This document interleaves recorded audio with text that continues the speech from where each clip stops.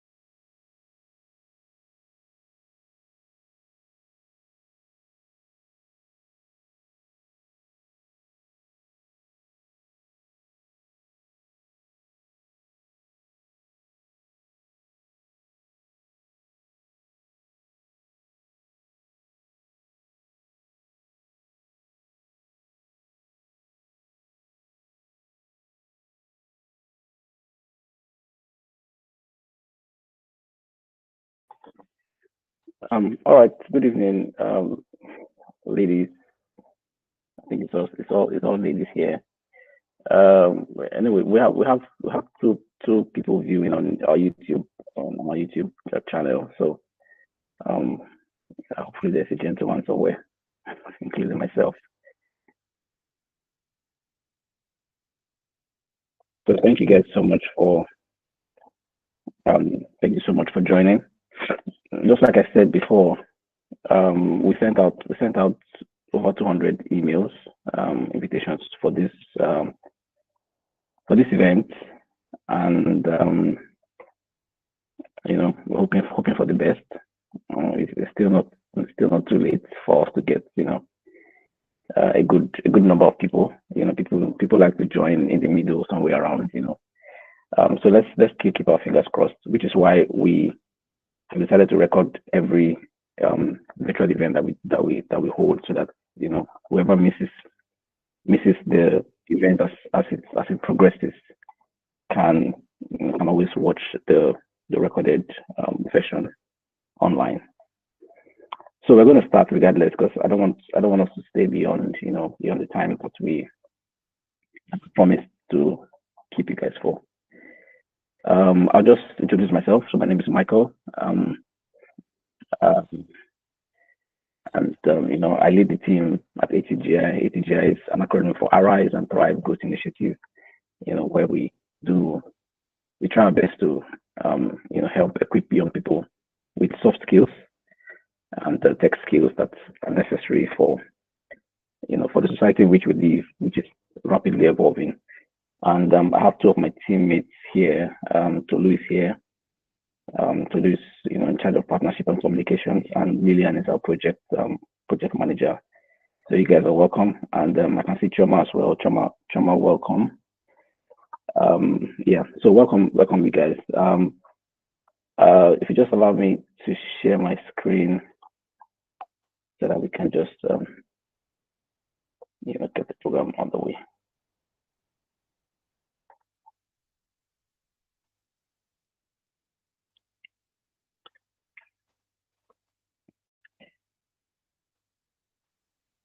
So well, these are just ground rules. We're hoping that people will turn off their audio and videos, so that we get as little distraction as possible, because we're also streaming on YouTube, so we don't want the lag to be too much, and network issues and all of that. So like I said, each of the speakers will have 10 minutes to do like an opening statement, and then afterwards we'll just take questions and have a conversation, basically, which is what the entire event is about, right? So and of course, while each of the speakers are going is presenting or is speaking, we'll just flash details of your short bio of each of the speakers, so that whoever and people can get to know you, beyond just the pretty face. We can get to know you as well, and know what you do, and what you're about, and all that. So we'll just start. I don't know in which order we can start.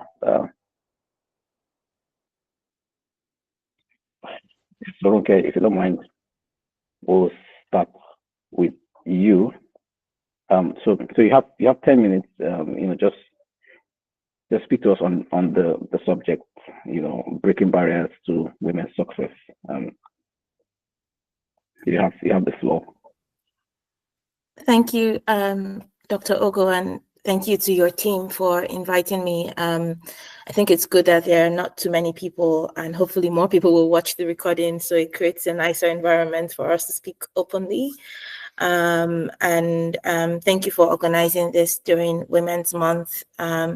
It's very important that we are speaking about these issues, and not just waiting for others to take the lead, and to drive the conversation. I haven't seen, I have a bias for Women's Month. Of course, I want to see more things happen, more discussions like this. But when you think about the situation in Nigeria, and the situation with the senators, and the discrimination that women continue to face, it's very hard to balance that with a celebration of Women's Month. So I like that today we're really talking about how we've broken barriers, or how we are still breaking barriers. So I wanted to start by speaking about 3 barriers that I've faced, or that I faced in my journey.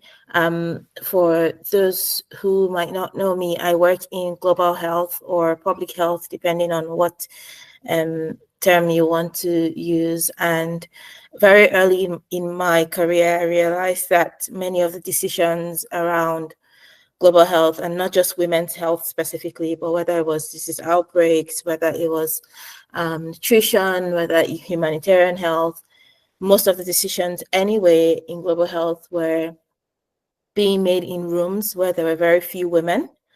And even worse, there were very few African women at the table. And I guess something I've quickly realized is that it's not just about the expertise that you have. It's a lot about navigating power structures and building alliances. And that's how I've seen my personal journey to date. So, what are these barriers and how do we as women rise above them? The first one, and I've already inferred, is navigating male-dominated spaces in public health leadership. So if you go on Twitter or Instagram, Twitter and Instagram is what many global health leaders use, and you look at pictures from public health events, look at the Minister of Health of Nigeria's pictures. In many cases, you'd see many seas of heads that are men and maybe one or two women. And it's the reality in terms of data is that you have 70% of the health workforce as women, so nurses, caregivers, doctors, etc. But when it comes to leadership, women are only about 20% of leadership. And so for me, breaking the barrier of being in a male-dominated space, and it's not just in public health, you see it in many careers across board, especially in Nigeria. My strategy there is really building my credibility to ensure that my voice is heard, but it's not just heard as a voice, but there's actually evidence backing it. And what that means is I think I've tried my best to make sure that I stay on top of my career, because unfortunately the environment is not there it's not fit for women at the moment. And when I say that, it means there are way more men than women. And so if you want your voice to be heard, you have to work hard at it. You have to make sure that people see you as a credible voice. You have to know what you're saying. You have to walk the talk. And it can sound really painful, but I guess for me, it's part of the pain that we have to take to break the barrier. So building my voice with evidence and with strategic alliances in the male-dominated industry has been very important. And it's not just about my voice and getting in. I hope that as I do it, it becomes, I hope that I become a contribution to the statistic of more women in leadership in health or in global health. And for me, there are many women I look up to. There are many women who have held very important positions. There are women like Ngozi Okonjo-Iweala, and I'm sure many people will use her as an example on this call, that I see and I know that, okay, yes, it's not just me. And so in 20, 30 years from now, I want other women who are coming behind us to think about women like us who have created the opportunities for them to be there and who have reduced the huge gap between male and female leadership in global health. So the first barrier is really navigating spaces. The second one is overcoming the expertise versus visibility dilemma.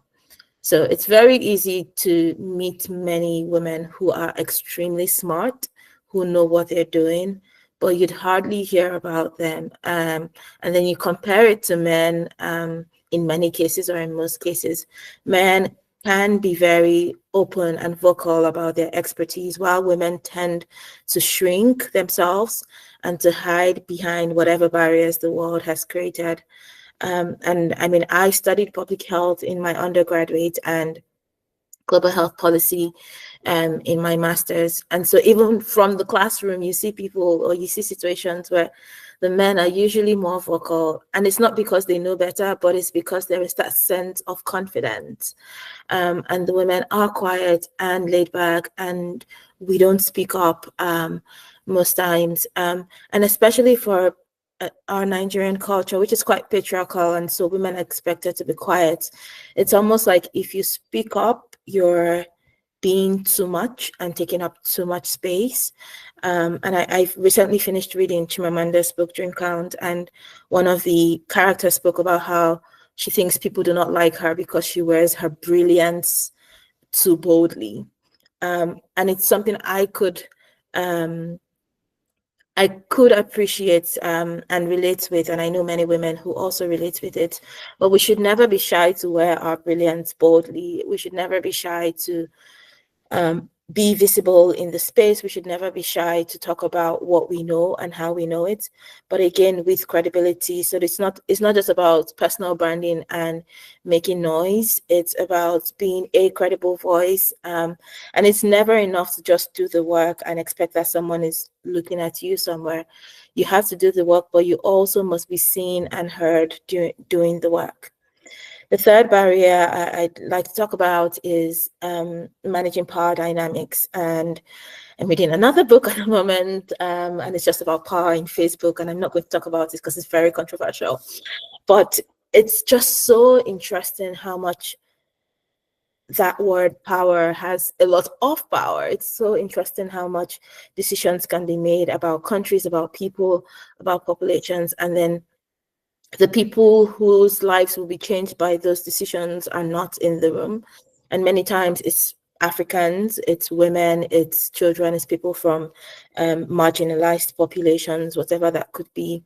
And I've learned very quickly that partnerships in global health are not always equal, and African voices are often sidelined. So, I've sat in meetings where in New York or in London or somewhere in the world, people are making decisions about how much funding should go to Africans to manage a public health issue. And you hardly see Africans. And when you see Africans, you see men, which is fine. But where are the women is always the question. And so the strategy for me there has been really helping or really positioning myself as a strategic negotiator and helping to ensure that African health institutions have a say, and not just African health institutions, but women. So, I go to meetings or I receive an agenda and there's only men doing opening remarks, closing remarks, interventions. I try to speak up and say, can we have a woman and actually nominate women because they are there? And it's an example of how even small actions that we can take can help to change things. It's important that we are bringing ourselves and opening the door for others behind us. And the imbalances that exist are very uncomfortable. It's very uncomfortable to be able to challenge them.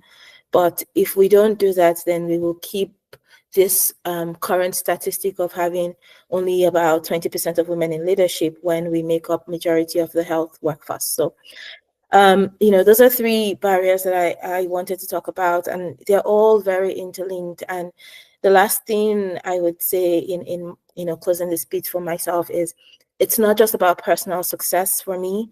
And I think people have different stories. I hope that the next generation of women in global health don't have to fight the same battles that we have to fight.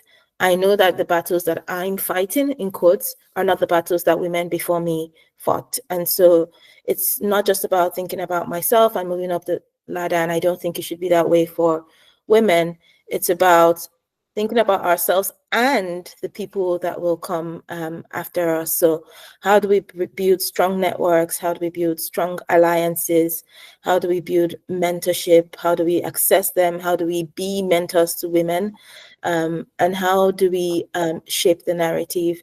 And just lastly, how we should never wait for permission to lead and influence. I've learned that if I had to wait for permission, I'd still be waiting a very long time. And it's preparing yourself to lead, preparing yourself to speak in those rooms, and just never waiting for people to open the door for you, because you would be waiting a long time. Thank you.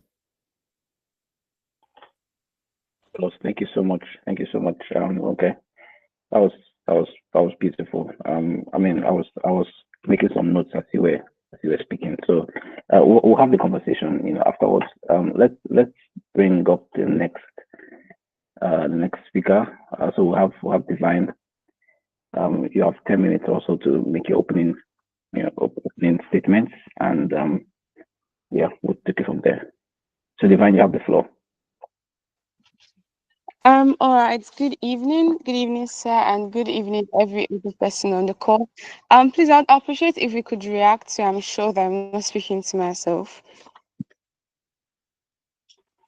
Yeah, we can. All We right. can hear Thank you. you very. Thank you. Thank you very much. I'm honored to be here. I'm also honored to be speaking alongside great women. I do not trivialize it. I don't take it for granted. Thank you very much. Moving forward, I'd like to add my 2 cents. I think Ma'am Ronke has done like a good job. Let me add my 2 cents. So the theme is Unshackled, Breaking Barriers to Women's Success. Yeah, I've noticed society now, studied patterns and trends, and I've seen that women have to work twice as hard because the society has arranged it in such a way that it looks or it seems out of place for women to succeed. It looks absurd, it seems weird that women are succeeding.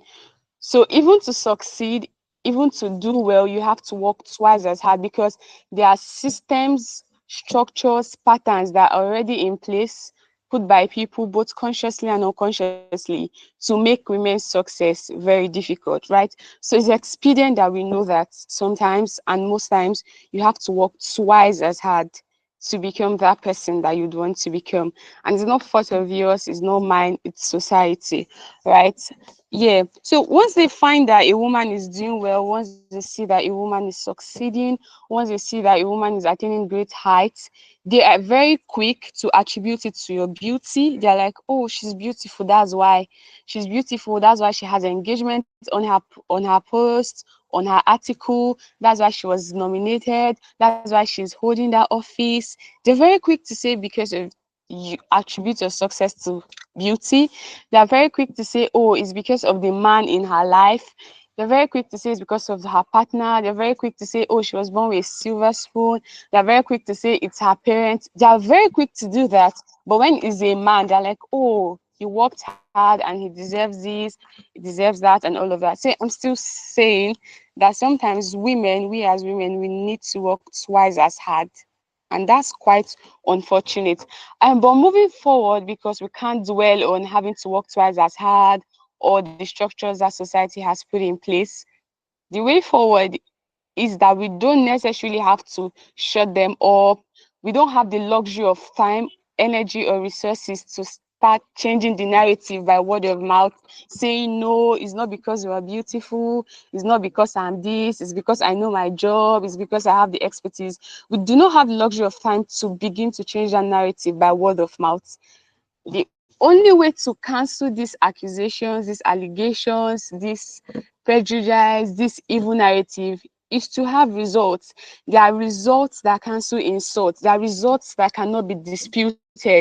There are results that when people see, they just shut up automatically by default because moving forward, there's nothing else for them to see or to even say, right? So instead of us fighting and throwing blows in the air and saying this is wrong, stop saying this, why don't we get back to work, why don't we get back to the drawing board and put our heads in the game and level up and have results that can cancel insults? Because I've seen people talk down on women, and I've still seen those people not being able to talk down on certain women because they know that there's evidence, there are workings, there are results that speak volumes for themselves.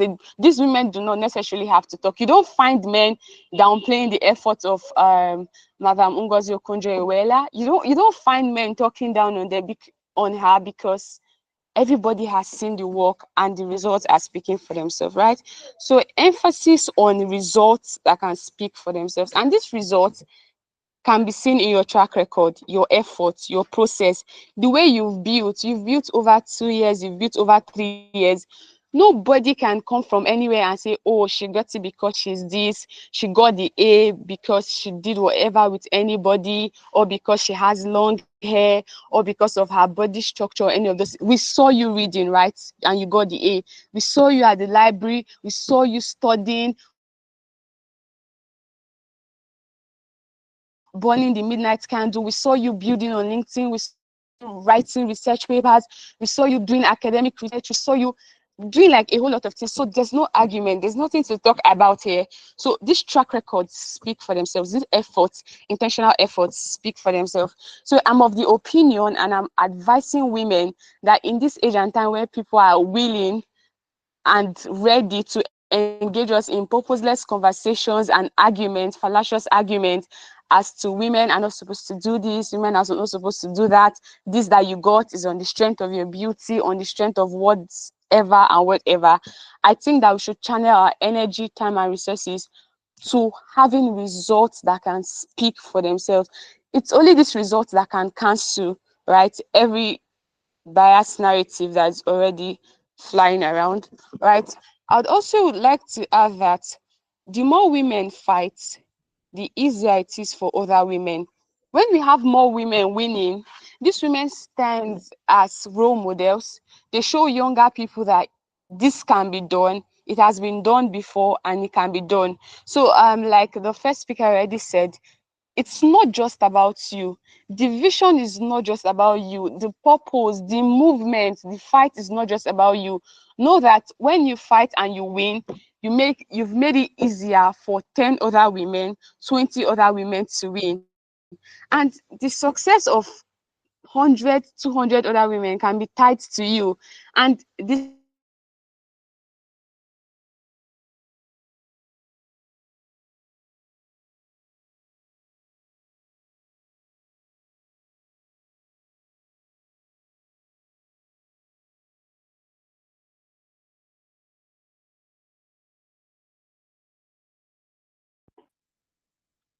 It looks like Divine is having some network issues.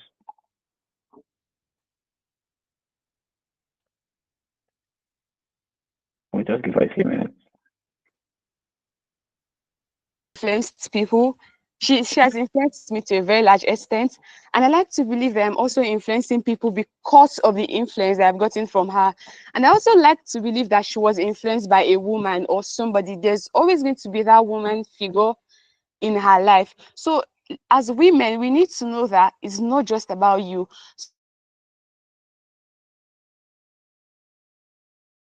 Of course, not literally. When you're fighting, when you're putting your head in the game, when you're working and it seems hard, know that it's not just about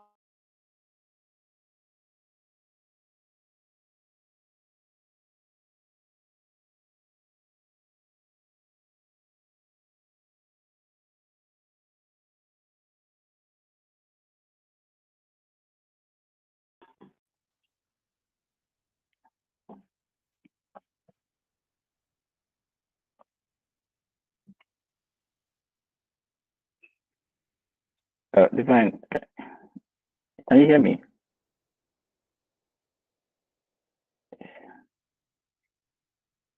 We're not able who to has hear ended up in the you. kitchen.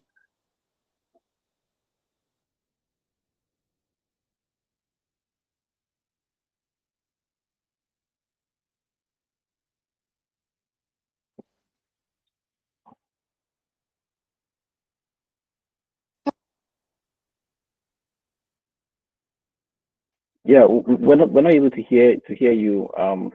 Some parts of what you're saying, Divine. I think your network, network is acting up. Can Okay, you hear so me, if you Divine? don't mind, can you say the last thing you heard so I pick it up from there? Oh, okay. So, I mean, just the last maybe two, three sentences that you made.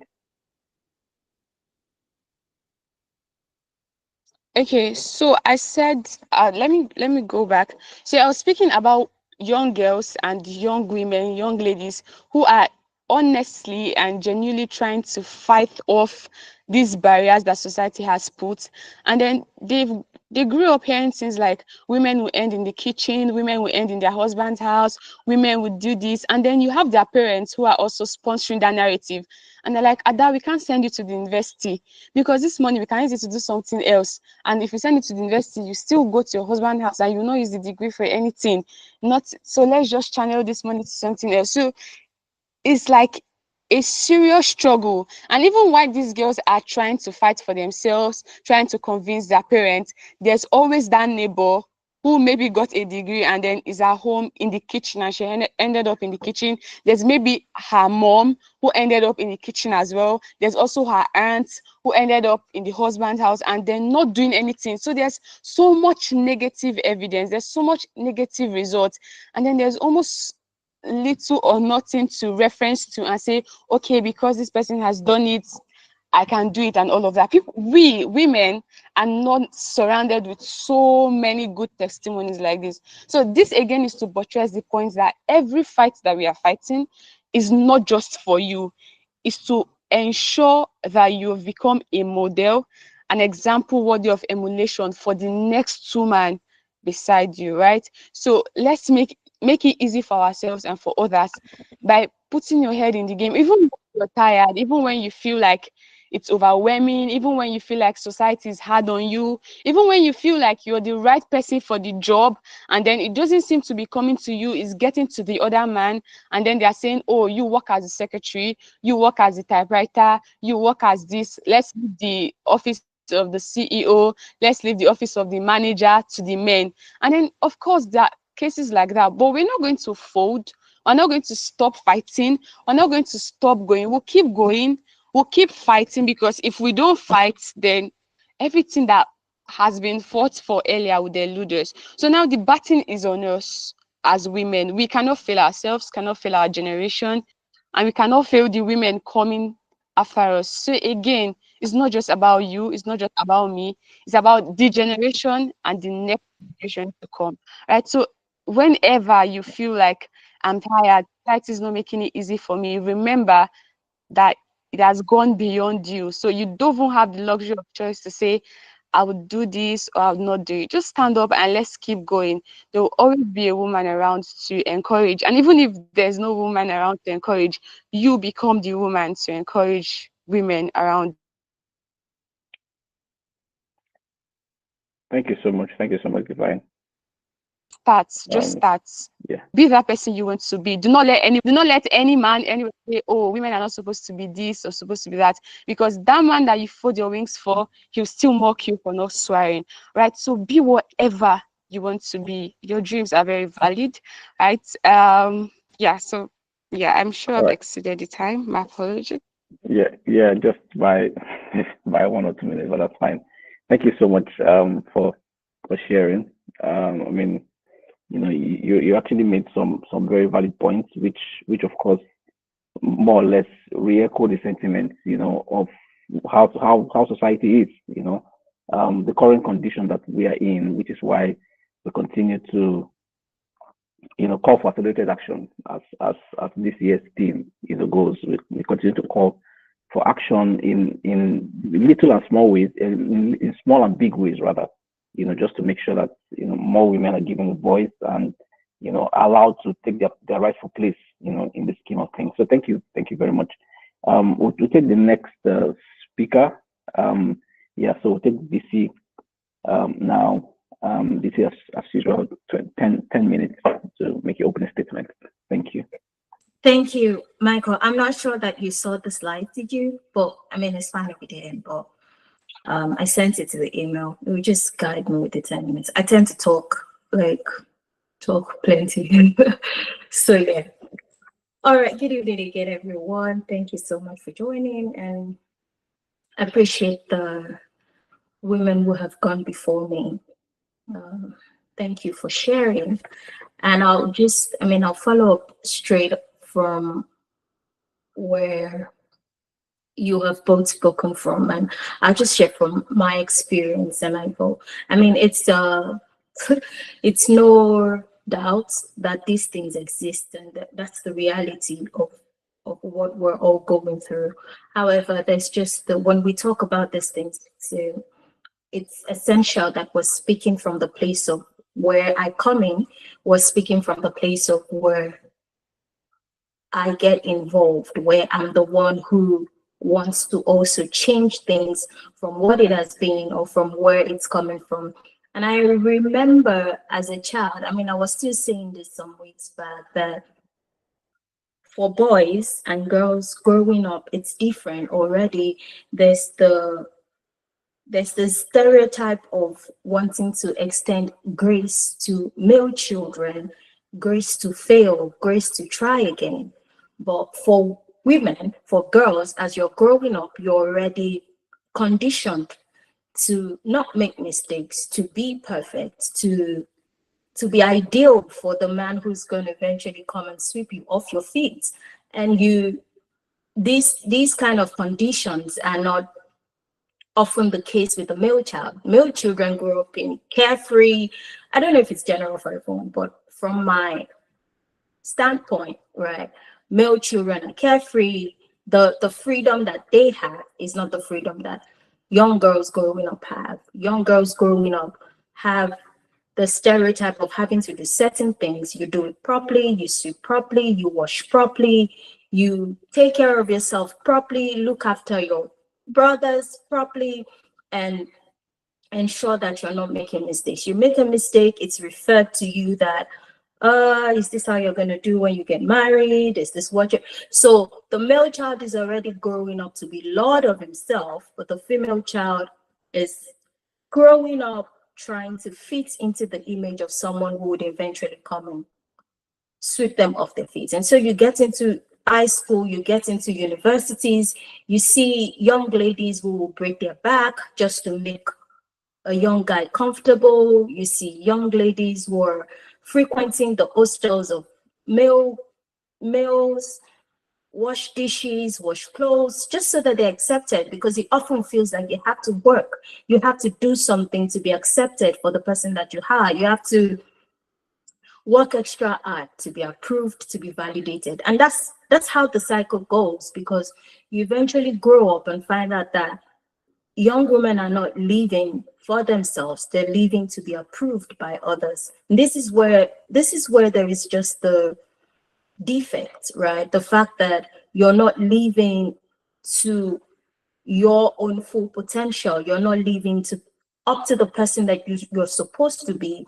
You're living yourself through the eyes of other people, right? And I'm going to talk about when I started at Teach Network. I started at Teach Network in 2019, and I was so I was so excited, and I was super confident that I was starting something exceptional, and no, this is going to be accepted before you know it. I'm having sponsorships, partnerships. It's going to be big, so great.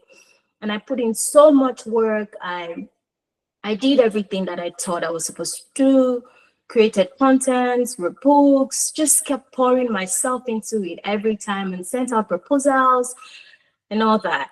And this is 2025, and I can tell you that in all those years until now, I haven't gotten anything solid, right? And I know that this is the case for maybe quite a number of people, women who have started businesses, and you're searching for partnerships, searching for sponsorship and things like that. And trust me, I work hard, right?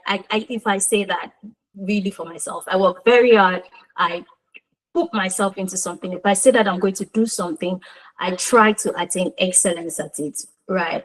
And there is the thing that once you work hard, everything is just going to gel, everything is just going to be good. No, many times it doesn't often work that way. You work hard sometimes, you put in your effort to do something, you try everything that you can to make something successful, but the results are not coming exactly as you want it. And that's why what I'm going to share in this few minutes is just something about myself, yourself.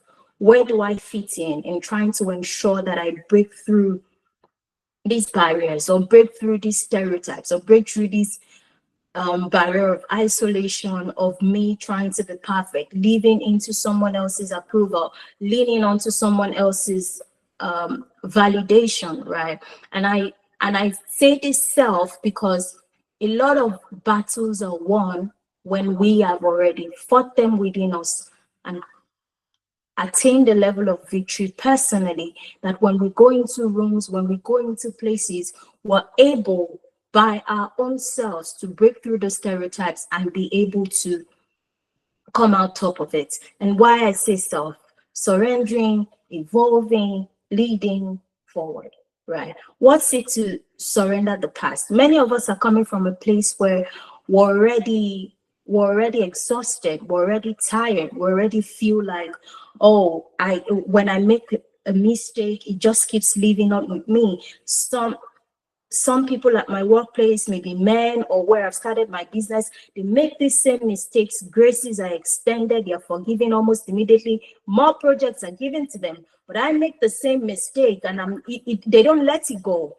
They have to keep coming back to it, and they say, this is the reason why I'm denied this, right? I'm held up to a level of perfection that I cannot even uphold sometimes. And these mistakes will definitely happen. But what are we surrendering to? When we say that we're surrendering, we're choosing to measure we're choosing that we're not going to measure the opportunity, our own progress or our own worth by the opportunities that we've been denied. Is it true that we've been denied opportunities? Yes.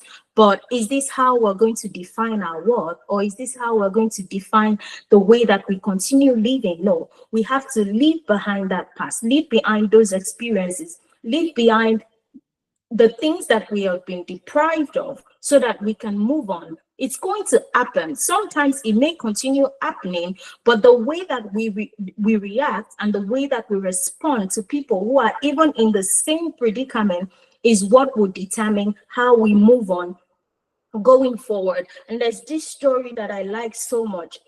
The woman with the alabaster box in the Bible, and we see that when she came to Jesus, Jesus was with the Pharisees. And when she came into that conversation, she knew that they were going to judge her, right? She knew that she was going to be judged. She knew that her past was going to come in the picture. But what she did was to defy that past, was to defy the fact that she knew they were going to talk. She knew they were going to judge. So sometimes we're held back from not speaking up for ourselves and speaking up for people who even need us to speak for them, because we're afraid that our past will come up, because we're afraid that the mistakes we've made before will come up. But the more we become comfortable of speaking of our failures, the more that we become comfortable of speaking of our past, makes it easier for people who would make the same mistakes in future to accept it and know that that's not what they're defined by. Because the more that we're scared of the mistakes we've made, the more we're trying not to be as open about the mistakes that we've made, the more difficult it is for people who are coming behind, because they'll be held up to the same measure of perfection which others aren't measured up by. And by so doing, people don't even want to try at all because we're afraid of making mistakes.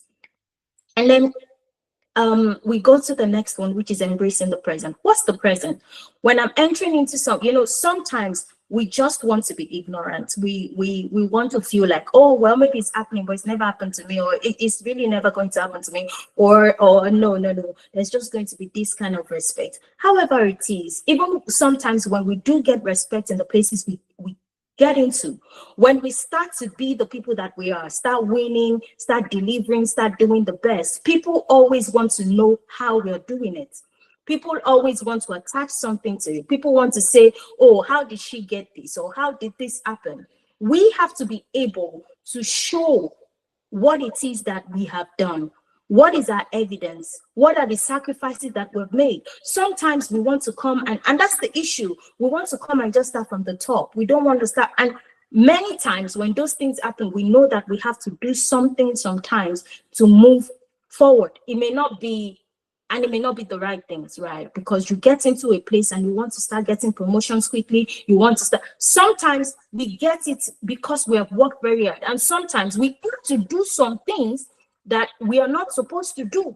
And that's why the story of the woman, the alabaster box woman, inspires me a lot, because when she came, she started at the feet of Jesus. Sometimes it's okay to start just right there down below. Sometimes it's okay to come in and say that I'm giving myself to learning. Sometimes it's okay with all of our experiences, and you're coming into a new organization, you're coming into a new environment, you're coming into a new family. It's okay to say that I want to start over. It's okay to give in the time, to give in the work, to give in everything it takes to build up that experience. If we just want to, I'm just going to, because I'm coming with that mindset already that maybe I'll be at a disadvantage, or maybe because we're already coming with the victim mentality. But when we come with the fact that I'm coming to do the work, I know that these things exist, but this is how I'm going to get this work done. I'm going to do this, and you're going to see the evidences that you will not be able to deny. So I'm coming not because I'm saying, oh, I'm the best at this, but I'm coming because I have something to offer. I have something of value to give. So I'm coming from a place where I want you to be present here to acknowledge my worth. You may disregard it, you may disrespect it, but you cannot deny it. And so when you see us coming to that place and we take our own place there, it's something that you see that is happening. We have the value. Sometimes we want to walk into positions, do things, but we don't even have anything to offer. We have to be able to self-develop. We have to be able to give in the hard work, giving everything it takes to be better people. So we don't come into a place trying to seek positions that we do not even deserve. When we have the stuff, I don't think that it will be, I mean, they will try, but it will be really hard to get us off. Right. And then the next you have like 2 minutes more, please. 2 minutes more. I'm wrapping up. I'm wrapping up. And then let go of comparison. Let go of people that should not. Many times we want to replicate the success of other people. Many times we want to do it because this is the way this person did it. This is how this person got there. We're following people on social media that we have no business following.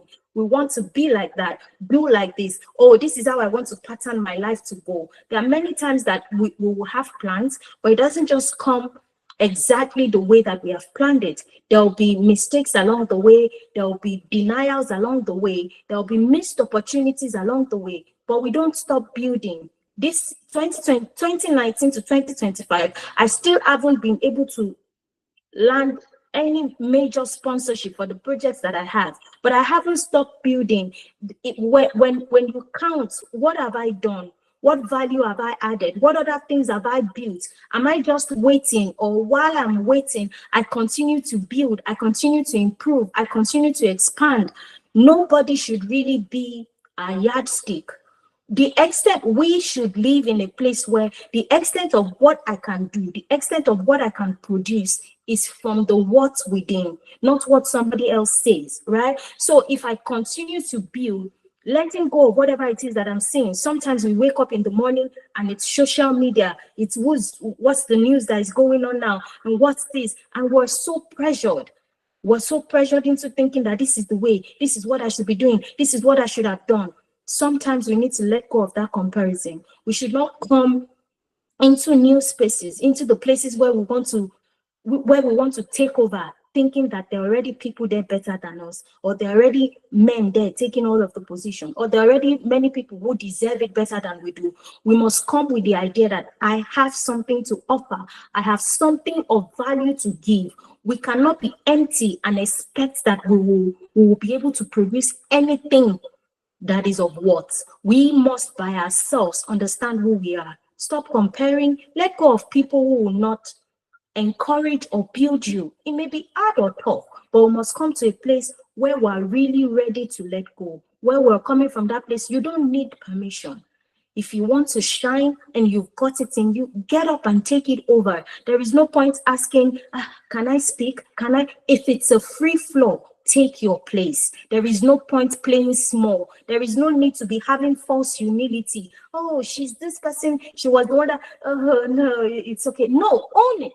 Own your work. Take your work. Take credit for it. Take responsibility for it. Answer questions about, defend your project, defend your work like your life depends on it, and then you will be accepted. And I mean, just in wrapping up, focus on what is within you. Focus on that thing that you carry.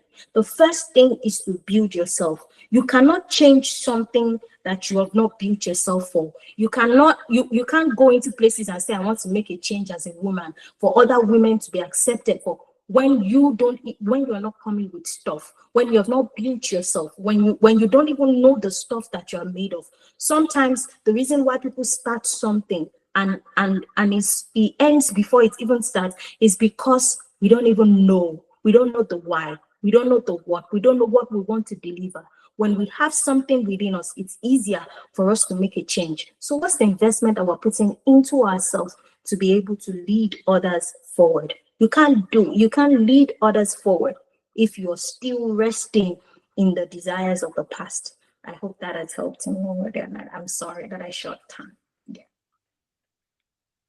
Thank you so much. I understand it can be a struggle when there's so much to share and very little time. Sorry for tying you into the 10 minutes box, but I think that was really well delivered. Thank you so much. So we'll have the last speaker. Zara would have 10 minutes as well to make an opening statement, and then after that, we'll start the conversation. So if anything comes to mind while these speakers are speaking, or from the ones that have spoken, if you just take note of those thoughts, or better still share them in the comment section, so that we can have thoughts to begin the conversation off with. And perhaps because we have very few people, we might give a few people opportunity to unmute yourself and make your questions, or make a comment rather, or ask your questions, depending on how much time we have. So just put your thoughts together, and when we get to that bridge, we'll cross it smoothly. So Zara, you have 10 minutes now. You have the floor. Yes, thank you so much. Good day, everyone. I just want to first say thank you guys for having me. The first three presenters, you guys did an amazing job. I learned a lot from you guys. So my presentation will be very short. I just wanted to introduce myself. My name is Zara Banks. I'm a senior here at Savannah State University in the United States, and I am from the beautiful island of the Caribbean, right? So I'm very happy to be talking about this conversation because it's very important to discuss these types of stuff. And there are many barriers that we face, whether it's educational, cultural, in the workplace, at home, wherever we go. It's unfortunate that we have to face these struggles, these obstacles, just because of our sex. All right, it's unfair. I'll be speaking about two personal experiences that I've had, and I'll also go ahead and pretty much break down what I did to overcome and how I believe we should all continue to navigate these barriers. So before I start, you guys can react. Anybody play sports here? Any athletic people in the crowd? No, just me? Okay, nice. All right, so I'm a tennis player here at Savannah State University, and throughout my athletic career, I learned that there is, unfortunately, a lack of education on women's biology. All right, so I'm a female. I go through, my menstrual. I go through PMS. I experience menstrual cramps. I experience headaches and vomiting and all of that uncomfortable feelings. And it was my expectation that it would be common for people to know that and for them to make accommodations. To my surprise, that was not the case. There are certain instances where I was required to force myself, get out of bed just to attend a practice, just to attend a tournament. How does that make any sense? It does not make any sense at all. And for a very long time, I was very confused. It wasn't just myself, it was my teammates, the other players around me. And it was a hard time to navigate because, all right, yes, we have our requirements, but at the same time, we need to put ourselves first. So the way that we overcame that is by not remaining silent. Had a conversation, had to turn out into a meeting. We had to invite the women's coordinators just so she can, provide some reasoning. But it was very unfortunate. Speaking out, stating our concerns, stating why these things are valid for us is really what helped us to overcome and to put our feet down and to get what we rightly deserve. Because at the end of the day, we should always, as women, as men, we should always put ourselves first, regardless of the sex. And specifically for women, we are built differently, so that should be known. Accommodations should be made. Full stop, period. My second encounter that I experienced a barrier would be in the workplace.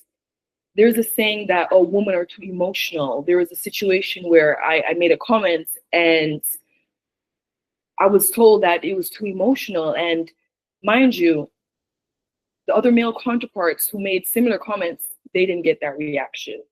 So that was frustrating. Why? Because I felt like they were trying to suppress my emotions, that they weren't taking my feelings or my thoughts or they're taking it for granted. They weren't validating it. And in a situation like that, you can choose to remain silent or you can choose to speak up.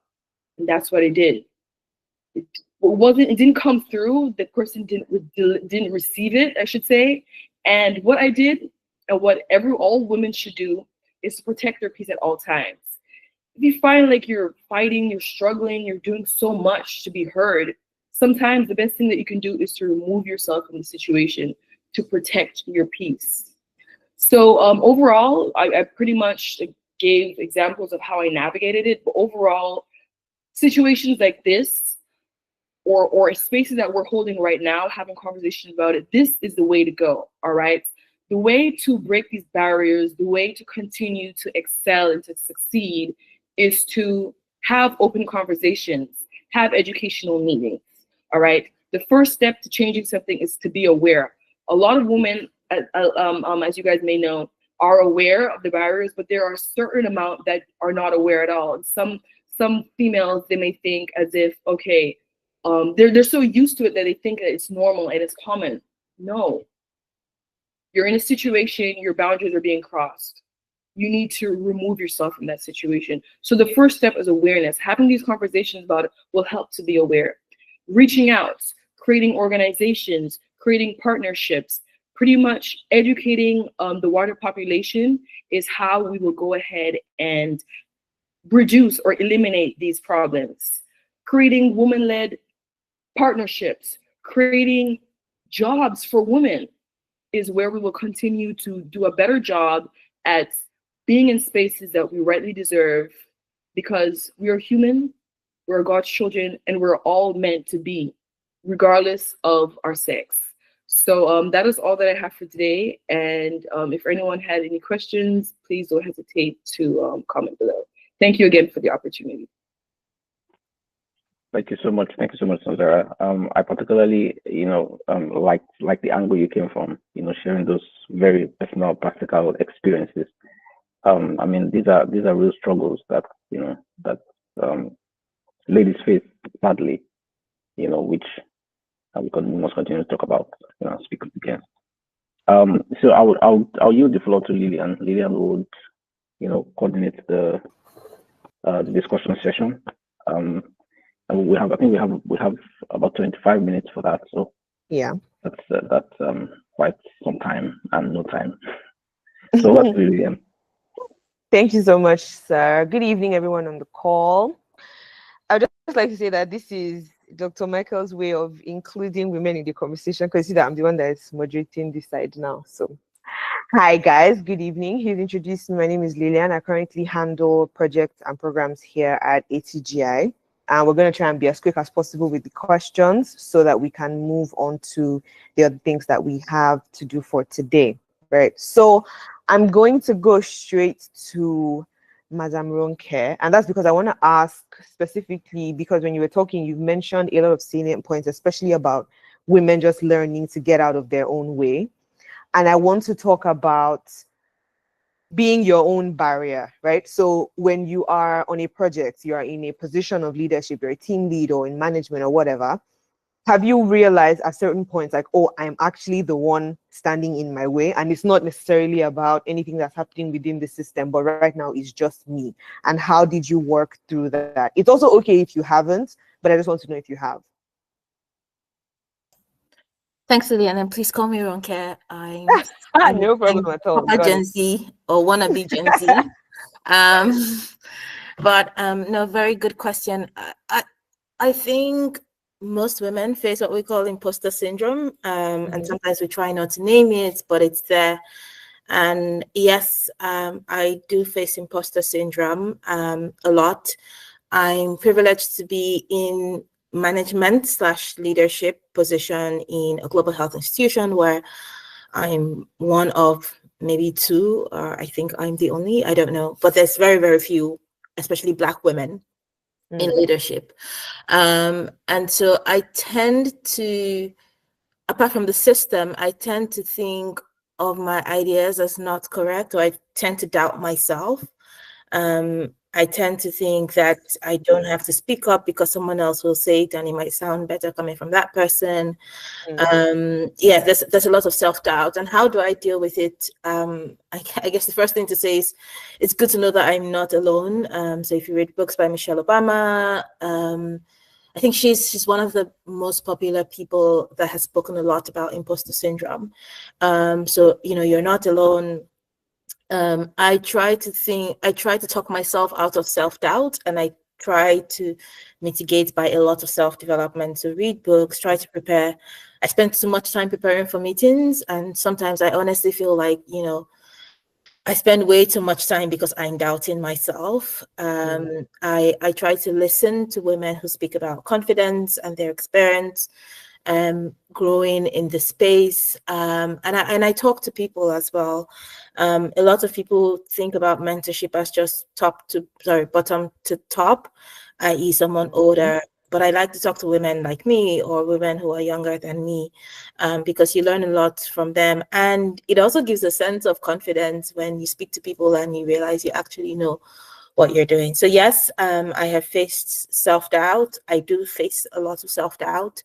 I try to address it by a lot of reading and thinking and, you know, relating to women who feel the same way. All right. Thank you so much. Thank you. My next question is going to be for Divine. And I want to ask about bringing men into the conversation, because on average, there's an increasing amount of attention being paid to when we have events for IWD or female empowerment. It's always it's female focused, right? But at these tables, when we have these conversations, we're literally always talking about how you can be in a room. I'm literally in a boardroom right now. And there are only two other women here just before I had to come on this call. And I want to ask, what is the place of men in the conversation around female empowerment and even accelerating action? So you're in a company, you're in an organization, you're in a project group, and you realize every time that we talk about creating opportunities for women, we're only talking to women. And we've already acknowledged that majority of these decision-making positions aren't held by women. So at the end of the day, are we solving the problem, or are we creating comfort groups where we can complain openly without actually doing something about it? So I want to ask, what's the place of men in the conversation around accelerating action for women? And this is for Divine. All right, Lillian, thank you very much for that question. So I'll start with saying it's one thing to address the issue, it's another thing to address it effectively and even efficiently, right? I do not think, I know that we cannot address this issue like on a deeper level, like to root cause level, without bringing men into the equation. Because as much as we need men to fight for themselves, for ourselves, we need the men too, because the men are in the society. Some men are the peddlers of this wrong narrative. So we need this men's narrative to be changed.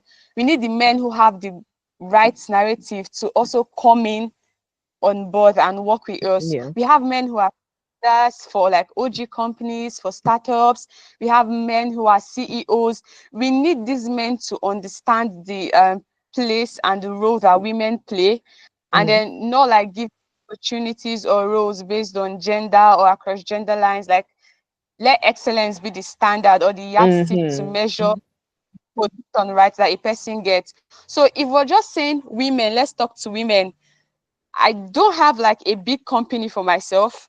So if there's a company owned by a man and then I'm here talking to women, and we women, we are like same level, we are talking, we're having conversations, and sometimes there's nothing new that we're saying. There's nothing we're saying that has. So we cannot like keep having these conversations and not bring men in. So we need men. It's beautiful to see that, as much as we're saying that narrative is flying, they say women can be this, women cannot be successful. Let's say the truth. We can all attest to the fact that there are men who are now standing up to fight for women. Women are fighting for women. Men are also fighting for women now. I'm seeing it like an in. So the more men that we can get, the better it is for everybody. So you know that women support women, you know that men support women. We need everybody to succeed. So as much as men are supporting women, women are supporting men. So this helps build a symbiotic environment for everybody. So we're not going to say, oh, because we're talking about women, let's not bring men to the conversations. We need men these conversations because already hold these positions. So we need them to bring us in. We need them to understand this from an objective point of view, because if a man who is a founder thinks that his PA should be a woman, his secretary should be a woman, but his COO or his executive manager has to be a man, actually because of anything, because he's a man, and by default we just feel that men should be leaders. And then even if there's a woman that can do the job better, because she's a woman, because she's the neck, because she's this or whatever part of the body they used to describe us, she should not assume that position, right? So we need these men to understand it and look at it from a nuanced point of view. So as much as we're empowering women with information, telling them that you can be this, you can be that, they need an enabling environment, and these men are part of that environment. So it's not just about women now. In the broader picture, in the bigger picture, it's not just about women, it's about men, it's about boys, even from home, even women as ourselves. You have children, male children, speak to them, tell them that women can be this. Don't make them feel like, oh, only the girls should do the dishes, you stay and watch La Liga, you go and do whatever you want to do yourself. So from like growing up, they already have that mindset. So while we're struggling to correct that mindset for the grown-ups already, for the male, they're already grown, please, let's reduce from like infant level, from child level already. So women, we have a role to play, like trying to change the narrative, like for grown-ups. But like, I think we should channel more of our energy to like the small boys, the young, in classes, secondary school, and everywhere. So it's everywhere, and everybody has a role to play. Don't feel like, oh, I'm still small, I don't have this, I don't have that. You have a role to play, no matter how insignificant or minute or inconsequential it might seem. It's culminating into something big, right? So whenever you find yourself in, it's to help women, to fight for women, because again, it's not just about you. Fighting for yourself now helps you to keep a record that helps fight for other women. So when they see that, oh, this lady came yesterday and she said, I came here first before this man, so you attend to me first before this man, and then she stands on her feet and she stands her ground, and then you attend to her. Tomorrow, when another lady comes, she'll be attended to on the strength On the fight same that the energy. lady who came.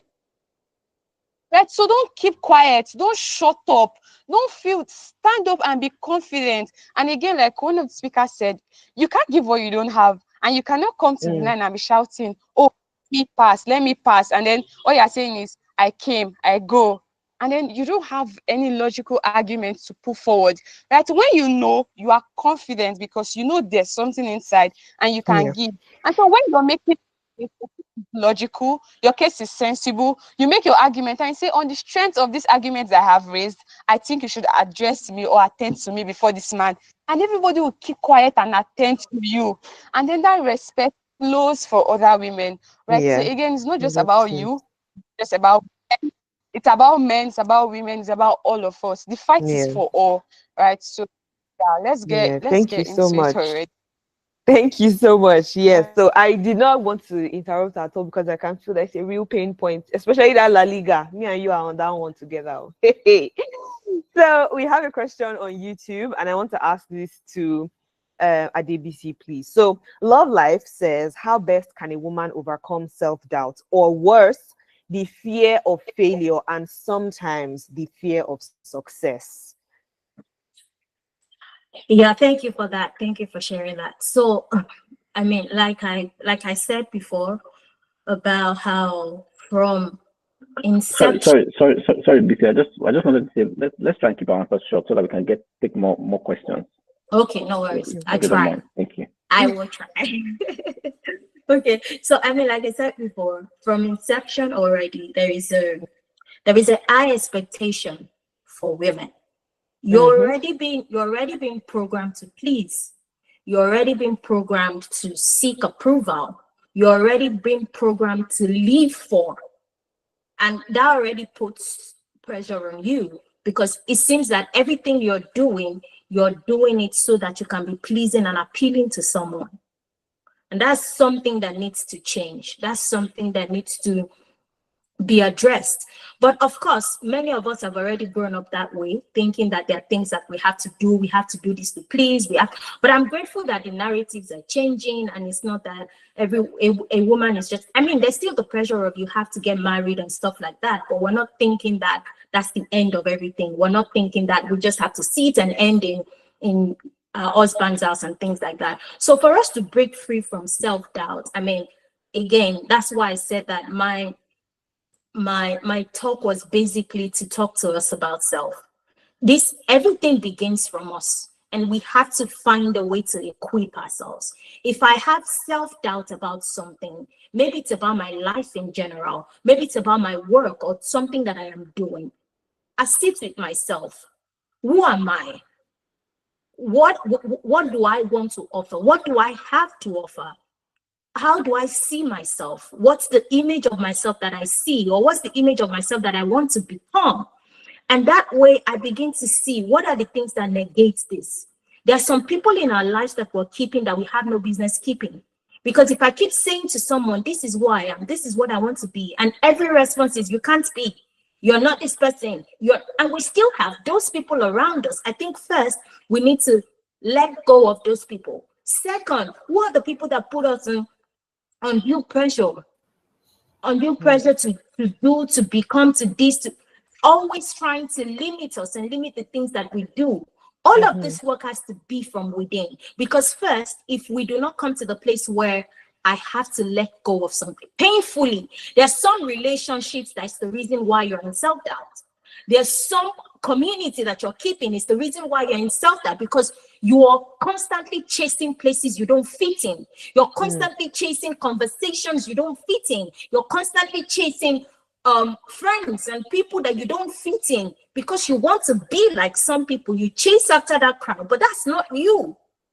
You need to know who you are first. You need to know who you are becoming, and not because you have patterned it along someone who is successful. Sometimes you want to have mentors. You're chasing after mentors who have following. Who would not even have your time, who you cannot call, who you cannot have conversations with. Someone who is mentoring you like you're giving a speech to people is not your mentor.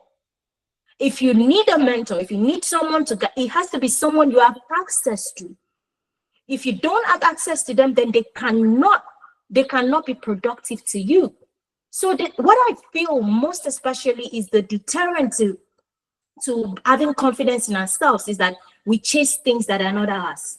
We chase things that are not for us. So it is hard, and every moment in life, we're playing catch up. We're playing catch up. And when you keep playing catch up, there is no way, because you will always have to feel like you're not enough.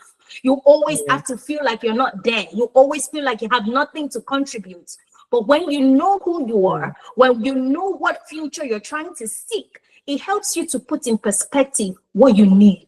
And when you know what you need, that's what you chase after. That's how you build yourself. And when they ask you what you're doing at the moment, you can defend it. What you cannot defend, you cannot become. And that's how, when you're chasing people, chasing conversations that are not for you, you can never really be the person that you ought to be. And know this, that when you're constantly in doubt, then you don't know where will doubts come? Yes, even for us who are confident, doubt comes sometimes. But if you're perpetually living in a place of doubt, what that means is that you don't know what you're called to yet, and you don't know who you are. When you know who you are, some days will be tough, but you know where you stand, and you know where you need to be. Right. Thank you. Thank you so much. Thank you. And I think if there's anything that I would like to add, because I realize, the question about the fear of success, really, what I think it is whenever we start something, we have dreams and imaginations that it will be big, but we don't really put strategies and structures in place for when I eventually start making these numbers. Because part two of Love Life's question is sometimes, what do you do about the fear of success? put strategies in place. If you start a business and you're selling online, I even hate to use this example because I feel like there'll be a lot of women that are doing this, and I want to talk about something more controversial, but this is the best one that can put my point across right now, right? So you start a business and you're selling online, and you say to yourself, I eventually want this thing to be big. I want to employ a lot of people. I want to have partnerships with, original equipment manufacturers so I can be getting directly from them to sell.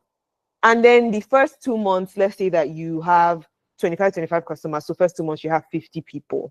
And in the third month, you go all the way to 1,000. Maybe somebody buys from you, they put out a tweet about it, and people see, oh my God, this person actually has what I need, and somebody can vouch for their credibility. Let me buy from them. When you were dreaming about having employees and selling to 1,000 customers per month and expanding to different countries, those things were all imaginations. You didn't actually tell yourself, okay, when I start, I want to use this software to manage my HR. So as I employ people, they'll be onboarded onto this software. This is where I'm going to manage salary payments. This is where I'm going to manage. You don't have plans in place for the scale of growth that you are planning, you are imagining in your head, right? So it's easier when you have small group. And I think sometimes even I encounter more women who put themselves at a lower position because they don't have plans in place to scale. You don't know how to manage the kind of depth and breadth and width of the dream that you have. So you're consistently telling yourself, I'm going to eventually get to this level, but when I get there, I'll think about it. So growth comes and it takes you like a flood. It's the rain that you are not prepared for that you will call flood. If you prepare for the rain, you will build gutter, you will build drainage. So it will be rain, the water will come, it will pass. But if you are not prepared for it, that's when it becomes flood, because it's going to be taking over your entire space. And I think when we talk about the fear of success, that's really what it is. You don't have plans because you've not built partnerships. You haven't talked to people about what you do. You don't, even you that you're imagining it, you yourself think about it as an impossibility. Because if you thought about it as a possibility, you would have planned for it. And I think that's something that we can do about this fear of success is, as we are imagining where we want to be, let's make the plans to actually survive when we get there, so that the dreams that we have don't become nightmares for us. And something else that she put here is, I think the issue of becoming a mother is a major point of argument some men or organizations use when it comes to allowing women occupy certain positions. So I'm guessing that here she's speaking to, when they think about maternity leave and how you might have to leave certain meetings to attend to matters on the home front. And she says, I've heard this comment many times. Before you know it, she'll get married and then children, and that ends productivity from her end. So she feels that sometimes companies might see it as, why put a woman in a leadership position? You're setting yourself up to fail, because eventually when you've built your entire system around this woman, then she's going to get pregnant, then she's going to need to leave, then everything's going to become about her kids. So thank you so much for that insightful comment. I've heard it 1,001 times as well. And to be very honest, it is a conversation that comes up, or a comment that comes up, because people don't like to acknowledge the role of men in raising a child. As there's maternity leave, there should be paternity leave. Why you as the organization, you are creating an environment where only the woman is the one that has to bear the responsibility for that. So the only reason why you think about it as a disadvantage is because you don't have systems in place to give men the same allowance and the same opportunities. People are in a marriage, it's 2 people. When they start giving birth to children, it's still 2 people. This person goes for their own leave and comes back. This person to take their own leave and go. Nobody needs to take a back seat to the other person. And as much as organizations might complain about things like this, if your company does not have a plan in place to actually create that level playing field for both parties, then it's not really society that is setting your company up to fail. It's really about you, right? So you're the person that is in talent and culture or people ops. You are in charge of that position because you need to create a culture in the organization that you work with. So it's important that we create these spaces for women to say, do you know what, today I actually do need to leave because I need to attend to my child, but I can be here tomorrow from this time to this, and let it not look like such a big issue, like, oh my God, she has kids and now she needs to leave. It's not coming as a surprise to anybody. She's married. Yes, she does have plans to have children. So and maybe it's, the comment hit home for me. So yeah, I have a question here in Google Meet. I think I'm going to go to Sunzara for this one. It says, how do you navigate the space between knowing you don't need to prove your worth to anyone and recognizing the power and responsibility of representing other women through your presence in a particular space? Thank you for that question. Can you repeat it once more, please? No problem. How do you navigate the space between knowing you don't need to prove your worth to anyone and at the same time recognizing the power and responsibility that's placed on you to represent other women through your presence in a particular space? Thank you so much for the question. So I navigate that by pretty much knowing my worth, knowing that no one defines me, or the validation from others does not make me who I am, and I am my own person, who God has created me to be. With that being said, being very strong and confident in who I am, that helps me to speak up for things that I stand for. All right. So with the grace of God, that helps me to communicate with the other females who I work with, who are surrounded by my presence, having conversations, sharing insights, finding ways within which we can navigate, let's say, the common problem together in a way that is beneficial for us. Yeah. And that does not cause us to compromise our values. Right. So it's pretty much just about standing firm on who you are and not being afraid to step down or leave a room that is constantly disrespecting you. Pretty much choosing yourself first, educating, inspiring others to do the same thing, and making the necessary moves to put yourself in a situation where you are appreciated and valued for who you are. Thank you. Thank you so much. I have a comment here that says, I think it's still down to talking about these challenges, because the reality is systems currently exclude men from taking care of newborns. For instance, maternity leave 12 months, paternity leave 2 weeks. And really, really, that is not a level playing field at all. It also encourages people, or encourages men in particular, to think that they ought to take a back seat to their wives when it comes to taking care of the home front. And it's not just talking about them, but making demands about them in terms of policy changes.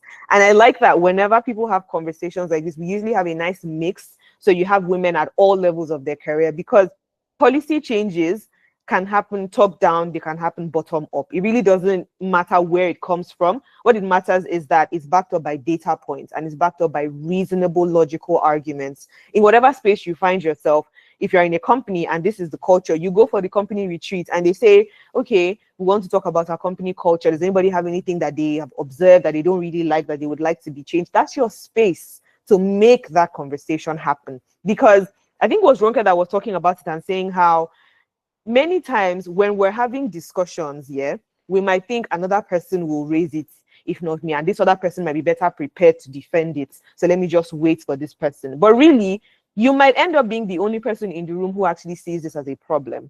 I was recently speaking to a female colleague who said initially when she started her career, she used to work around men a lot. So they'd be going for lunch together, they'd go home together, come to work together. She'd be laughing at all their jokes until one day she actually sat down and realized these people are actually not okay. And it was after she had started engaging with more women, she realized, you know what, actually a lot of the jokes that I laugh at, it's not funny. There's nothing funny about it. And that was like a wake-up call for her in that moment to say, I feel like something needs to be done about the kind of culture that we're encouraging here. So yes, policy changes, I'm very big on that, because I also believe it's not just about having conversations and your conversations end up becoming comfort groups where people can come and complain, but nothing really changes. Right, so thank you for that comment.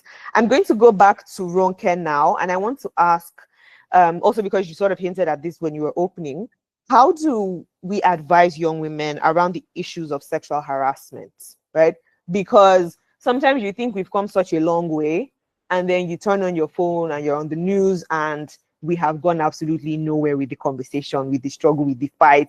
You might think it's gone far because you're consistently surrounded by women who are talking about it, people that are doing things about it. But there's so many parts of the world where this is still an issue. There's so many small groups where people still have this problem. So how do we speak to women about protecting themselves, but instead of also just talking about protection, how do we speak to them about the fight in that environment of sexual harassment? Thanks, Lillian. That's a very difficult question. And I say it's difficult because I wonder if we should be speaking to women or if we should be building the systems that protect young women. And as I said in my opening, I found it incredibly unbelievable that a woman who's a senator cannot be protected from reporting her case of sexual harassment. And what it made me think about is, this is a senator, she has money, she has connections, she's not the average Nigerian woman. And you can see what she's going through. So imagine what would happen to the woman who's just in the university and what happens actually. So it's really hard, and I don't want us to continue putting the burden on women. We should put the burden on people creating the right systems so that women can feel heard and protected if they report sexual harassment. But for women who go through sexual harassment, never think that it's your fault, never think that you did anything wrong. The person who's harassed you is wrong no matter what. It's never about what you're wearing or what you're doing or where you are or not being at home 100%. Or whatever. It's always the person who's harassed. And, if you feel safe enough to speak, there are systems in place. Lagos State has what I think is a very good domestic violence systems approach. I don't think many states in Nigeria have the same. There are institutions that address sexual harassment appropriately. But if you feel safe, and I will not sugarcoat it, it's not an easy journey for anyone to go through. So, don't feel like you have to protect. Don't feel like your only responsibility is to protect other women. There is a responsibility there, but there's a bigger responsibility to protect yourself. So, if you feel safe, if you feel comfortable, and if you think there is a system to protect you, yes. But the last thing is we need to build the systems that protect women and not just keep the burden on us. Yeah. Thank you. Thank you so much for that perspective. I'm going to go to Divine now, and I want to ask, but before I do that, let me actually just take a minute to ask for maybe 10 extra minutes, because I do want us to, as exhaustively as possible, talk about these issues. We're initially supposed to end at 9:30, but if I can just please crave your indulgence for 10 extra minutes so we can cover as much ground as we should, because at the end of the day, there's no point having these conversations and then keeping ourselves to a time, right? Because you need to exhaust the perspective. So as you go out into the world tomorrow and the next day and the day after that, you're actually going with major talking points for whatever argument it is that you're going to be making on behalf of women or men. All right, so Divine, I want to ask, you've built a reputable brand for yourself. I'm quite familiar with your work on LinkedIn. Actually, when I realized you were going to be one of the speakers here, I was quite excited. So I want to ask, you've been building I think I've been familiar with you for about a year now, but I know it's way before that. How did you build that sort of brand for yourself on LinkedIn? What are the key skills that you think you've really niched down on to build for yourself at that level? All right, thank you, Lillian, for your kind words. Because you don't have luxury of time, I just be very fast. So for me, it started with intentionality. I'm growing up as a very serious person. Like, I like to be very serious, but at a point, I needed to add intentionality to the seriousness that I already had. Yeah. So they're serious, but they're not intentional, right? So adding intentionality, seriousness, and by intentionality, I'm talking systems, structures, patterns, routines that would help my seriousness work, right? So I came on LinkedIn wanting to grow, wanting to influence, but like I did not even know what I wanted to influence. I just knew that I want to be a voice. Okay, what would this voice be saying? I do know. So I just started talking random things on LinkedIn, and then in the talking of random things, I found what I wanted to do. I got clarity while I was doing. I wasn't just waiting. I got clarity while I was doing. So I knew for myself, it wasn't my pastor that told me to do migration research, neither was it my parents or my supervisors or anybody. For myself, I knew that I wanted to do migration research. So that became my drive. Like, I want to do this. I've not seen any other person doing it in Nigeria. That's fine. Let me start doing it. So I started doing it. It was hard because people were not really relating with the work and all of that. I evolved. I started using Japa because it was what people could relate with. People came around. It's been hard, yeah, but like I feel like one thing that has helped me is the intentionality coupled with the system structures and all of that. So I show up on LinkedIn not necessarily because I feel like or because it's convenient. Sometimes I wake up and I'm tired, but you see me post on LinkedIn and you're like, oh, this girl is a super girl. It's like posts that or research that I've done like 2 weeks ago. I just copy it and paste on LinkedIn. So like I have systems that help me show up even when my emotions, even when my strength is failing me. I have systems because these systems do not fail, right? So these systems will always show up regardless of how you feel or not. So I would like to encourage people to have systems and structures. And another thing is consistency. It's one thing to have results like one time, like one off, and many Yeah. people have one off results. But we've moved past one off results. People want to see that you have these results and you're able to replicate it, you're able to repeat it over and over again. That's how we build trust. That's how people come around, right? And over and beyond consistency again, I see many people who are consistently doing rubbish. It's one thing to be consistent, it's another thing to be doing the right thing consistently. We hear people say, be consistent, show up, whatever. Show up. You're doing Netflix and chill every day. That is consistency. It's beautiful, but you're doing the wrong thing consistently. And I think that it's even better that you sit down and not waste resources than wasting Mm-hmm. resources doing thing, right? So I want to emphasize intentionality, system structures, patterns, routines, your network. Also talk about consistency and doing the right thing consistently and knowing your why for yourself. Because as you go, challenges would come. There have been days on LinkedIn where people from all over the world came together to drag me and say, this is wrong. You're a small girl. Who told you that you're a migration researcher? Why do you feel like you have the authority or whatsoever to reach this conclusion? And then sometimes I know other migration researchers to back me up or to support me, but I'm not backing down and I'm not leaving the stage and I'm not doing anything for anybody, even when challenges come, because I know that for myself, this is what I want to do. But if it's maybe my parents that say, oh, Divine, do migration research, when it gets tiring, I'm like, are you sure this migration research is what I should do? My supervisor that told me to do this to now is not here with me, you, and like all of those kind of things will begin to come in. But I chose to do migration research for myself. I know what I saw it very clearly. So even when anybody's saying anything, I say, I've seen it already. I'm not even focused on you. You just say what you want to say ahead. I know where I'm going to, and I'm going there with or without you. So I think that as ladies, there's the confidence that you have when you know why you are doing what you're doing, when you discover purpose and you discover it in good time. People are amazed when young people do things. Like sometimes when I do things, people are like, wow, this is cool. It's not all cool in itself. It's cool because it's a young or small person doing it. So they're like, at this age, you're able to do this, you're able to do that. When you're 35, when you're 40, when you're achieving those great feats, we know that this is how it should be. But someone who is 18, 20 is doing these things, are like, wow, they're amazed. So it's the experience there. As much as you're getting your purpose, you're getting your why, your vision, and all of that, try to get it at a very young age. The earlier, the better. So you can start flying and soaring, Yeah. cover time. That would put you at an advantage. All Yeah, right. thank you Thank very much. you. Thank you so much. We have a question that's also specifically for own care, actually. It says, what about, from Damilare, it says, what about men who also suffer domestic violence? If they respond to being assaulted, they're wicked. And if they keep quiet, they're perceived as cowardly. So what do they do?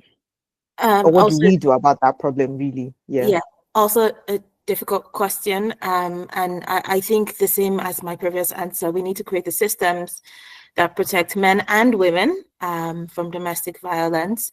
But we also need to teach our boys that it's okay to be emotional, it's okay to speak up, it's okay to share. Many men would rather, in quotes, die than express how they feel about something. So I appreciate where your question is coming from, Damilare, and I think the systems should protect men and women who suffer from domestic violence or sexual harassment or false allegations. Thank you. All right, thank you so much. I think that's all the questions that we can take for now because I did ask for 10 extra minutes and the 10 extra minutes are almost up. So thank you so much, ladies, for being part of the conversation today. I'm going to hand over to Dr. Michael so we can close out. And thank you to everybody for attending because our numbers have been consistent throughout the session. Thank you so much. It's been an absolute honor. Okay, we have one last question here, but I think Dr. Michael might want to take this himself. Yeah, all right. So I mean, that was the question. I was just posting that. Thank you very much, Lillian, All right. anyway. And guys, thank you so much, ladies. Actually, thank you so much for your experiences and sharing all that you shared, and of course, everyone who has joined us so far. But before we go, right, I just wanted perhaps a statement or two from each of you on the role of emotional intelligence, because I was listening to a TV program yesterday, it was, and this conversation came up about how emotional intelligence for men, the awareness of emotional intelligence for men, and especially young boys, can go a long way to address misogyny, generally, right?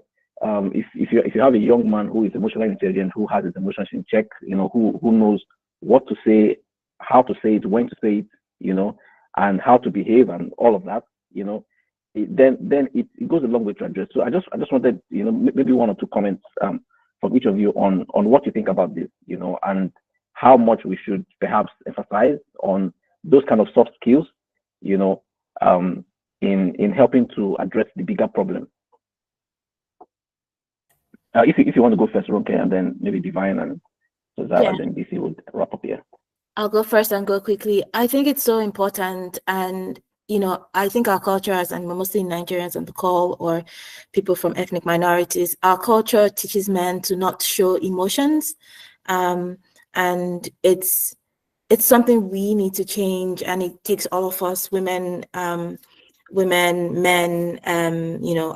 for our brothers, our partners, our kids, whoever it is. Until we change that, we will continue to go through this phase. You find I have male friends who would not hug another man because it's unmanly to hug a man.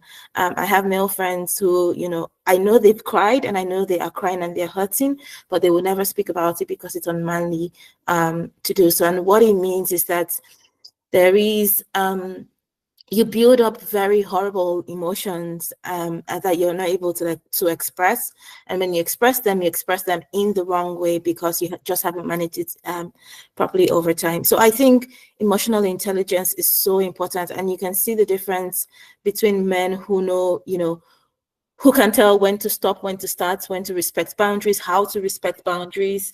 Men who know how to properly express when they're angry or when they're happy or when they're in love or when they're not in love. And you can see the difference in how they also relate to women. So I think it's extremely important, and I love that the conversation is happening. The last thing I'll say is, Dr. Mike, you need to have another Unshackled for men, so that it's not just women coming to talk about their experiences and what we feel and what we go through, but that men also do the same. Thank you so much. That's a very, very fantastic suggestion. We'll take note of it. Thank you. Divine, you want to go just one or two sentences about emotional intelligence and misogyny? How do you think that can work? Divine, can you hear me? Yeah, I can. All right, thank you. So I think Madam Oyeronke has spoken well. Emotional intelligence, I think that's key for both genders, men, women. We all need to be emotionally intelligent. And just to add to what she said, I think that's very true.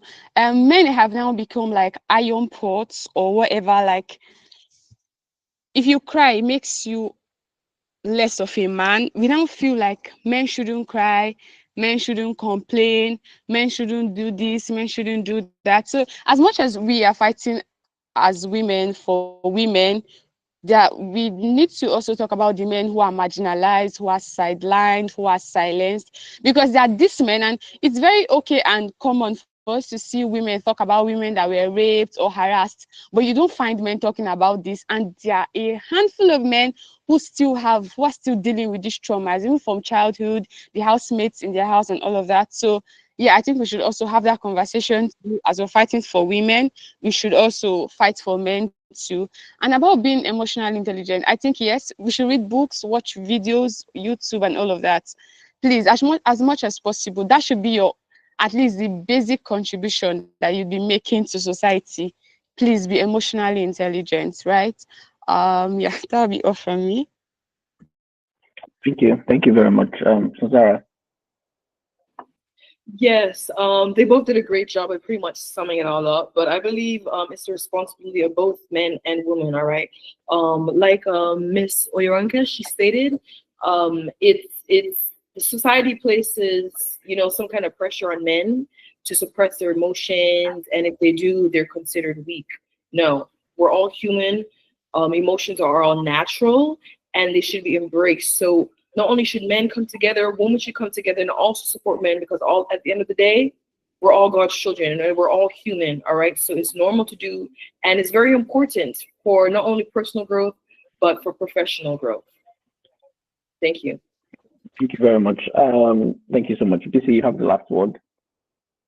Yeah, so I'm just going to say thank you all very much for that contribution. So I'm just going to say one of the things that I think first is self-awareness, right? Because I mean, majority of these things are stemming from biases, from cultural acceptance to many different things. There are some homes where you grow up and the man always has to talk, when other people are speaking. No, you don't talk while I'm talking. I'm the head of this home and I have to. And so many people have grown with those biases. So you are in some organizations where men are speaking and women can't speak, or you find a man who always interrupts women more than interrupts men when they're having conversations. These things that, these things are already there. But when men become self-aware, understand these biases or where these cultural stereotypes stem from, it's easier for men to be able to, through emotional intelligence, be able to correct those things. And the idea of this is who I am, this is who I've always been, we have to, there is no way, this is who I am, that, no, there is, you are not like a chair or anything like that. You can change, right? It's not about this is who I am. It's about being emotionally intelligent enough to understand when your personal systems are not working, when your personal background is no longer going to fix the issues in your home or organization. We must be open to change. I cannot keep saying this is who I am and continue to cause hurt to other people. I must be emotionally intelligent to understand that what I'm doing affects other people, and I should be the bigger person, mature myself enough to be able to change. Also, I think that communication, right? Sometimes when there are communications in workplace or in family, people tend to be defensive. It brings a lot of discomfort. You start this kind of conversation sometimes somewhere where men are, and it's not going to go well. There's always this competition of, well, okay, what if, it's already happening to men now. So why is it that it's only the women?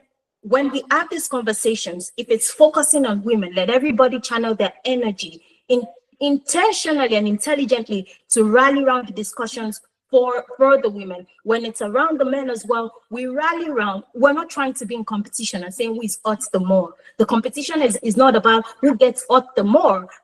There is no competition. The idea is that we are all hurting and everyone needs healing. And this is when emotional intelligence comes in, that we can all come to a place where we offer empathy, we communicate all of these needs correctly, and we're all self-aware enough to understand that we're different, but we can accept each other, right? Yeah, I guess I just... Thank you so much. Thank you so much. I mean, this is the conversation that can go on and on and on. We have overshot already for 20 minutes almost. So thank you so much, guys, for staying on. Of course, at ATGI, what we do is soft skills, emotional intelligence, communication skills. So we just keep doing our bit, to get as many people, as equipped, in terms of these soft skills. And we just believe that, we can. There's a lot that people can do, when they have these skills. And of course, this is just one of those conversations that we're having. So please, join our community, stay in touch with us. And as Ronke has suggested, perhaps we'll look into, organizing one session for men, because it's actually quite important. Whenever these conversations come up, men tend to feel, oh, how about us? Even though I'm quite skeptical about that kind of reaction, because it sends a kind of negative vibe for me, because we know that men, yes, this thing happens to men, but it is very, very in the minority as compared to the challenges that women face. But anyway, they're still valid concerns, and it might be interesting to see how that kind of conversation will go on. So we'll look into that, even though I'm not promising, but we'll look into that. All right. So thank you so much, everyone. And of course, we put a link in the comment section just to have your feedback on how this event went. It helps us a lot in planning the next one. So please, do well to help us. It just takes 1 minute, literally. Just tick box and you're done. So help us fill that out. To be nice to get your feedback on how we did. Again, I can't thank you guys enough. Thank you so much, our speakers. You guys, you just answered when I called at very short notice, and I don't take it for granted. So grateful. We may call again, and so please respect that. You answer us as quickly as you did this time. And of course, my team members, thank you guys so much for always holding the fort. I love you guys. Yeah, we'll have to call it a day at this juncture. Thank you so much. Thank you so much. Thank you so much. And enjoy the rest of your week. Yeah. Thank you. Good night.